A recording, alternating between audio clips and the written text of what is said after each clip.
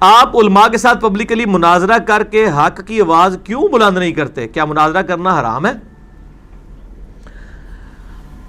Publicly میرے بھائی حق کی آواز تو بلند کر دی ہے، ضروری ہے کہ اب کسی کے ساتھ جا کے ہاتھا پائی کرنی شروع کر دیں؟ جب ہم نے یوٹیوب پہ ویڈیوز چڑھا دی ہیں اور لاکھوں کروڑوں تک بات پہنچ گئی، یہ کافی ہے۔ مناظرہ کرنے کا کوئی فائدہ نہیں ہونا۔ اس کی وجہ یہ ہے کہ جتنے بھی علماء ہیں یہ اپنے اپنے مکتبہ فکر کے گول کیپرز ہیں۔ گول کیپر کبھی بھی اپنے پول کے اندر فٹ بال نہیں پھینکے گا، آپ جو مرضی کر کے دیکھ لیں، انہوں نے کبھی بات قبول نہیں کرنی۔ اس لیے میرا شروع سے یہ موقف ہے، پہلے دن سے میں مناظروں کے خلاف ہوں۔ مناظرہ حرام نہیں، جائز ہے، کر سکتے ہیں، اور علماء کر رہے ہیں ماشاءاللہ، ان کو آپس میں کرنے دیں، ہمیں بیچ میں کیوں گھسیٹتے ہیں؟ ہمیں پتہ ہے کہ کسی مناظرے کا کبھی اینڈ رزلٹ یہ نکلا ہے کہ مناظرے کے بعد دوسرا بندہ کہتا ہو کہ ہاں جی میں آج سے رفع الیدین شروع کرتا ہوں۔ میں قائل ہو گیا ہوں آپ کی بات کا۔ اگر کوئی پہلے یہ رزلٹ نکلتے رہے ہیں تو ہم بھی کرنے کے لیے تیار ہیں، لیکن اس کا کوئی رزلٹ نہیں نکلنا، الٹا نقصان ہوگا۔ تو ہم دعوت حق کے حوالے سے شروع سے پہلے دن سے یہی سٹانس ہے، 2008 سے جب سے یعنی لیکچرز دینے شروع کیے ہیں آج تک، کہ مناظرے کی بجائے آپ اپنے پوائنٹ آف ویو کو علمی طریقے سے پبلک کے سامنے رکھ دیں، باقی پبلک پھر خود فیصلہ کرے گی۔ عوام کی عدالت میں اپنا مقدمہ لے کے جائیں، کیونکہ عوام جو ہے نا وہ کسی کی خاص نہیں ہوتی ہے، اس کو جو بات حق بات پتہ چلتی ہے وہ قبول کر لیتی ہے۔ اس لیے ہمیں عوام سے امید ہے، اس لیے ہم یہ حق کی آواز اس طریقے سے بلند کرنے کے حق میں نہیں ہیں۔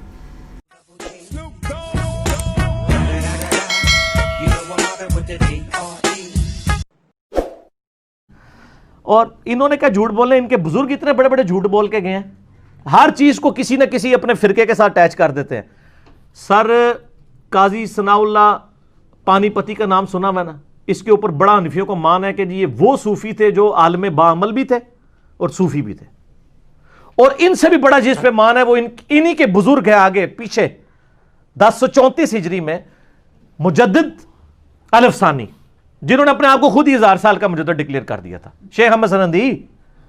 انہوں نے اپنے مکتوبات میں لکھا اور پانی پتی نے بھی نقل کیا ہے، اور مکتوبات میں لکھتے ہیں، وہ ہم جے پی جی بھی لگا لیں گے، انہوں نے اپنے مکتوبات میں لکھا ہے کہ ہمارے بزرگوں نے تو کشف کے ذریعے دیکھا ہے کہ حضرت عیسیٰ علیہ السلام بھی جب اتریں گے نا قرب قیامت میں، وہ بھی فقہ حنفی کے اوپر عمل کریں گے۔ وہ توڑا مسلح نے ہوڑی کھوڑ گیا ہے، اثر وہ اب غلطی ہوگی، ان کو بتائیں کہ وہ فقہ حنفیہ بریلویہ پہ عمل کریں گے یا فقہ حنفیہ دیوبندیہ پہ؟ سر نا پرانیاں گلاں ان نویاں گلاں نے اے بھول گئے تواڈے بزرگ۔ لیکن بزرگوں کو کیا پتا تھا؟ بزرگوں کو علم غیب تو نہیں ہوتا، ان کو کیا پتا تھا کہ یہ پھر دو فرقے، دو تے ہن تک بنے نے، ہو سکتا ہے اور اگے دو پھر بڑھ جان، پتہ نہیں آگے کتنے بنے۔ تو لکھا فقہ حنفی کے مطابق عمل کریں گے، اور کشف کے ذریعے ہمارے بزرگوں نے دیکھ لیا۔ پھر یہ کہانی جب کرائی تو پھر شرم آئی کہ یار لوگ کیا کہیں گے کہ یہ آپ کیا کر رہے ہیں؟ تو ان کا نہیں، وہ اصل میں وہ بھی اجتہاد کریں گے، اور ان کا اجتہاد امام حنیفہ سے مل جائے گا۔ لیکن سر امام حنیفہ سے ملنا کافی نہیں ہے، امام حنیفہ کے کس بچے کے ساتھ ملے گا؟ دیوبندی بچے کے پاس یا بریلوی بچے کے ساتھ؟ کیونکہ بریلوی بچہ تو کہتا ہے کہ رد المختار میں لکھا ہے کہ نبی علیہ السلام کے مبارک نام پہ انگوٹھے چومنے ہیں، اور دیوبندی کہتے ہیں کہ یہ بدعت ہے۔ تو اب حضرت عیسیٰ علیہ السلام انگوٹھے چومنے والے حنفی ہوں گے یا بغیر چومنے والے ہوں گے؟ اس پہ میں ایک گھنٹہ بول سکتا ہوں، کہانی ہے، جھوٹ ہے۔ تو کہتے ہیں مل جائے گا اجتہاد، وہ تقلید نہیں کریں گے، سر نہیں کریں گے، تو اڑے کہنے کی ضرورت نہیں ہے۔ لیکن کاش آپ کے بزرگوں نے یا آپ نے قرآن و حدیث پڑھا ہوتا۔ یہ تو ٹھیک ہے، بخاری مسلم دونوں میں حدیث ہے کہ حضرت عیسیٰ علیہ السلام تم میں قرب قیامت میں اتریں گے، وہ خنزیر کو قتل کر دیں گے، صلیب کو توڑ دیں گے، اسلامک سسٹم کو رائج کریں گے۔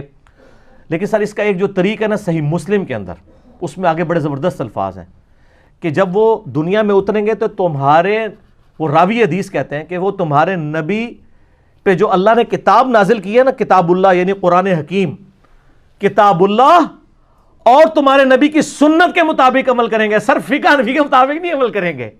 مجھے ایک صاحب نے کہا کہ وہ ایک مشہور صاحب ہیں، فتنہ پرست ٹائپ کی چیز ہیں وہ، انہوں نے کہا کہ مجدد الفسانی رحمہ اللہ تعالی نے یہ لکھا ہے، یا شاہ ولی اللہ رحمہ اللہ نے لکھا ہے، غالباً مجدد الفسانی نے، کہ جو حنفی عالم تھے انہوں نے یہ لکھا ہے کہ حضرت عیسیٰ علیہ السلام جب نازل ہوں گے تو فقہ حنفی کے مطابق فیصلہ کریں گے۔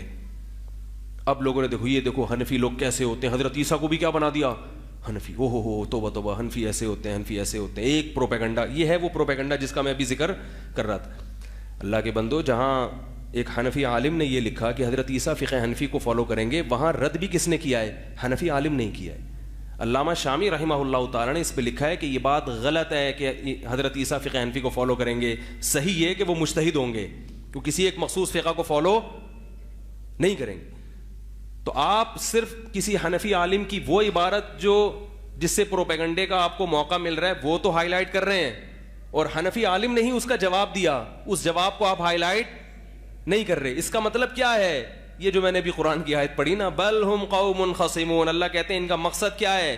جھگڑا کرنا, جھگڑا کرنا, امت میں اختلاف اور انتشار ڈالنا. ایک صاحب نے مجھے کہا فقہ حنفی کی فلاں کتاب میں یہ مسئلہ لکھا ہوا ہے, دیکھو کتنا بیہودہ. میں نے کہا جس کتاب میں لکھا ہوا ہے یہ حنفی نے لکھا ہے, تو حنفی نے ہی اس پہ کیا کیا ہے؟ رد بھی کیا ہے. اس کے لیے ہمیں آپ کی ضرورت, بولو بھائی, نہیں ہے. آپ سے مشورے کی اور آپ کی رہنمائی کی, آپ کی گائیڈنس کی ہمیں ضرورت نہیں ہے. ہمارے ہی اکابر نے اس پہ رد کر چکے ہیں. سمجھ میں آ رہی ہے بات؟ تو ابھی سے اور بھی آگے انہوں نے دعوے کیے ہیں. اور قاضی ثناء اللہ پانی پتی, جس کی کہتے ہیں جی وہ تفسیر مظہری بڑی زبردست تفسیر ہے جی, اس نے بھی اس کے اندر, وہ بھی مجدد صاحب کے بڑے معتقدین میں سے تھے, انہوں نے بھی لکھا ہے مجدد صاحب کے والے سے, ان کے مکتوبات بھی ہیں, اور ہم اس میں وہ جے پی جی بھی اس کتاب کے ایڈ کر دیں گے. آپ کتاب خود منگوا لیں, ہم تو مطلب یہ کتابیں پڑھنے کا آپ کو مشورہ نہیں دیں گے, لیکن ایک نمونے کے طور پہ اس میں اٹیچ کر دیں گے مجددی عقائد و نظریات, جس میں سارے مکتوبات میں سے یہ کرٹیکل ٹاپکس انہوں نے تو فضائل میں جمع کیے ہوئے ہیں, اور ہم اس کی انجینئرنگ کرتے ہیں ساتھ ساتھ. اس میں انہوں نے لکھا ہے کہ بھی ہمارے بزرگوں نے کشف کے ذریعے فزیکلی دیکھا ہے کہ عیسیٰ ابن مریم جب دنیا میں اتریں گے وہ بھی فقہ حنفی کے مطابق عمل کریں گے. سر پھر ان کو حیا آئی کہ یار یہ تو لوگ کہیں گے تسی جناب حضرت عیسیٰ علیہ السلام نے بھی تھلے لاتا ہے جڑا ہے وہ فقہ حنفی دے. تو پھر ان کا نہیں اصل میں وہ بھی اجتہاد کریں گے, اور ان کا اجتہاد بھی امام ابو حنیفہ سے میچ کر جائے گا. ایڈی وڈی کہانی اینج کر کے کہانی بنا دی. سر آپ نے قرآن و حدیث پڑھا ہوتا تو آپ کو پتا ہوتا کہ حضرت عیسیٰ علیہ السلام, یہ تو بخاری مسلم دونوں میں حدیث ہے کہ قیامت اس وقت تک قائم نہیں ہوگی جب تک اللہ تعالیٰ عیسیٰ ابن مریم کو مبعوث نہ کرے اس دنیا میں, اور تمہاری کیا شان ہوگی کہ امام تم میں سے ہوگا اور وہ پیچھے نماز پڑھ رہے ہوں گے. ٹھیک ہے, اور اسی حدیث کا ایک طریق صحیح مسلم میں ہے کہ عیسیٰ ابن مریم دنیا میں اتریں گے, اور وہ پوری ڈیٹیل ہے کہ خنزیر کو بھی قتل کر دیں گے, صلیب کو توڑ دیں گے. اس میں الفاظ ہیں, وہ راوی کہتے ہیں کہ وہ اللہ کی کتاب اور تمہارے نبی علیہ السلام کی سنت کے مطابق امت کو چلائیں گے.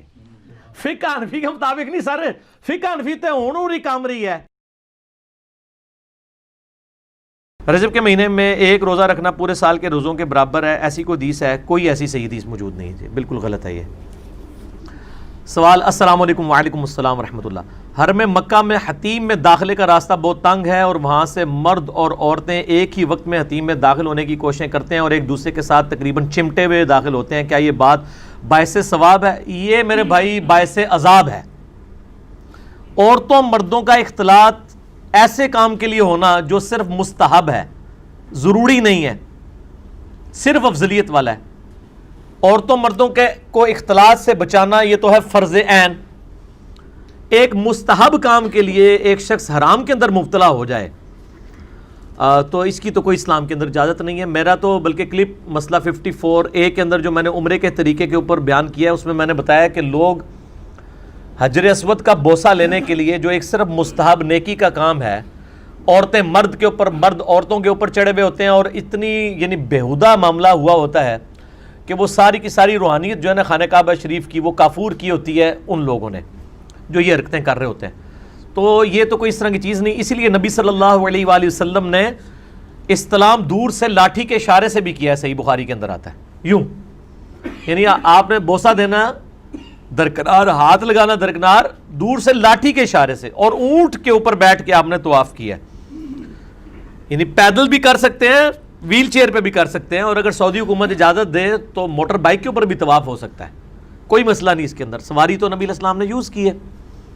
کل کو اگر یہ ایسی ٹرین چلا دیں طواف کعبہ کے لیے کہ جس کے اندر لوگ بیٹھ کے طواف کریں اور اس کے وہ چکر بنے ہوئے ہوں اس طرح کے, تو وہ سنت کے زیادہ قریب ہو جائے گا, کیونکہ نبی صلی اللہ علیہ وآلہ وسلم نے اونٹ پہ بیٹھ کے طواف کعبہ کیا. اب ہمارے تو اپنے معاملات لات ہیں, یہاں تو لوگ پیدل حج کر کے خوش ہو رہے ہوتے ہیں, کہتے ہیں یہ سنت پوری کی ہے. نبی علیہ السلام نے تو پیدل حج کیا ہی نہیں, اور آج بھی آپ نے ایک ہی کیا, وہ بھی سواری کے اوپر کیا. ہمارے اپنے کرائٹیریا ہیں معاملات کے اور لوگوں کے اپنے ہیں. تو حتیم کے اندر نہ جایا جائے, یا ایسے اوقات میں حتیم میں جائیں جس کے اندر رش نہیں ہوتا.